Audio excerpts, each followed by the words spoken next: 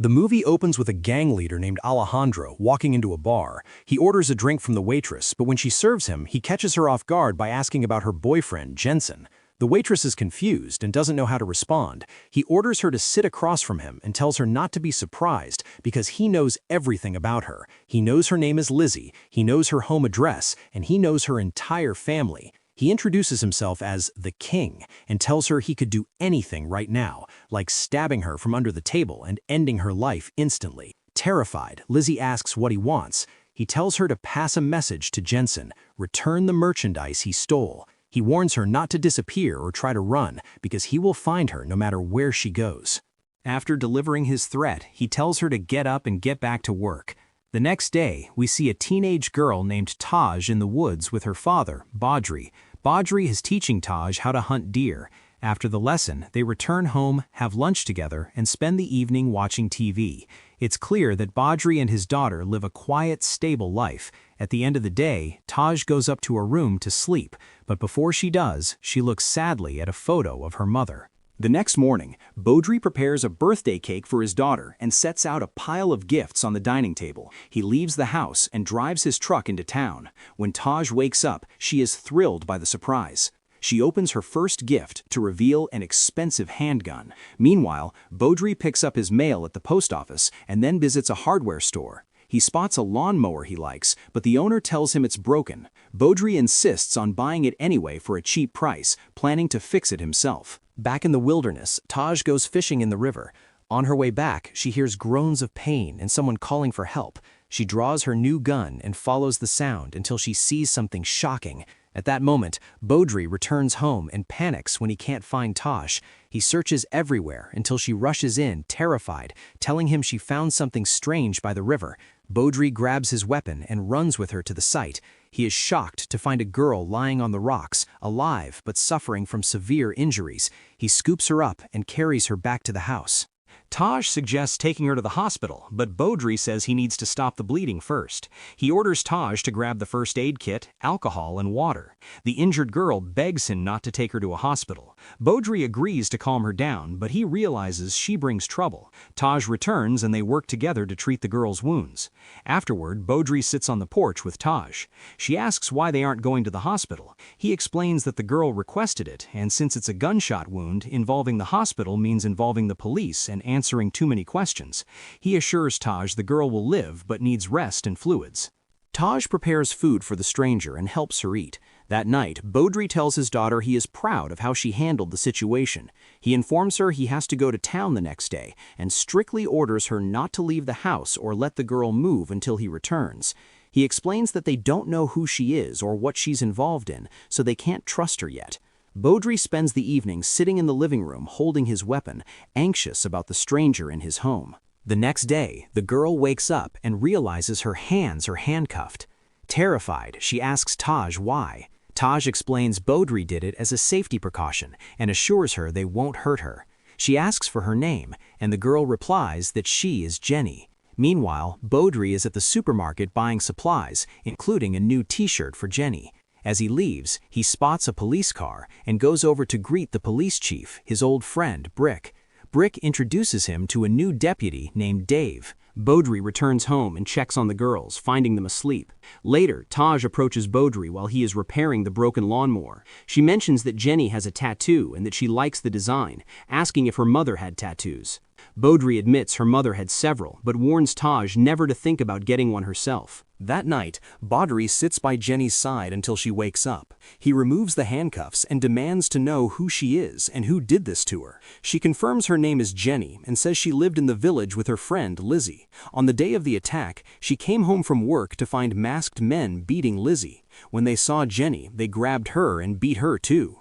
She explains they were interrogating Lizzie about her boyfriend's location. Lizzie didn't know, but they didn't believe her. They drove them to the woods and executed Lizzie. Jenny managed to break free, but one of them shot her as she ran. She fell off a bridge near the river and hid underwater, holding her breath until they assumed she was dead and drove away. Baudry asks about the friend, and Jenny says Lizzie was an innocent girl who unfortunately fell in love with a criminal. The next day, Baudry goes to the river to search for Lizzie's body. When he finds it, he pushes it out into the deep water to sink it. He returns home and Taj asks where he was. He tries to hide it, but Taj knows he is lying, so he tells her the truth. He found Lizzie's body and disposed of it. He tells her Jenny has to leave because the people who killed Lizzie will come to finish the job. He tells Taj to lock the doors and not come out until he gets back. Beaudry drives to town intending to report Jenny to the police, but for some reason he changes his mind and doesn't make the report. Back at the house, Jenny asks Taj to help her to the bathroom. Jenny glances out the window, terrified someone is coming, then looks in the mirror and breaks down sobbing when she sees her battered face. She feels sick and asks Taj to help her back to bed. Jenny asks Taj about her mother, and Taj replies that her mother died when she was young.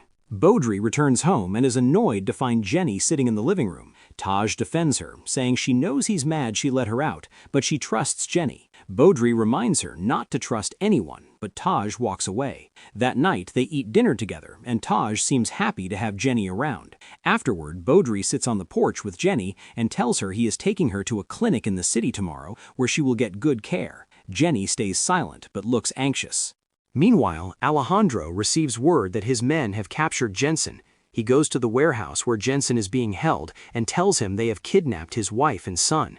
Jensen breaks down, apologizing and admitting he planned to steal the merchandise but changed his mind and returned it. He tells Alejandro to check for himself.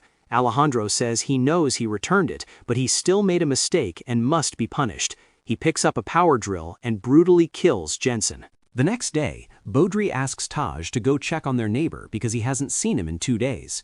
Taj agrees and asks for the truck, but Beaudry lies and says he needs it to go to town. Taj takes her bicycle and leaves. It becomes clear Beaudry just wanted her away from the house so she wouldn't see Jenny leave. Beaudry puts Jenny in his truck and heads for the city.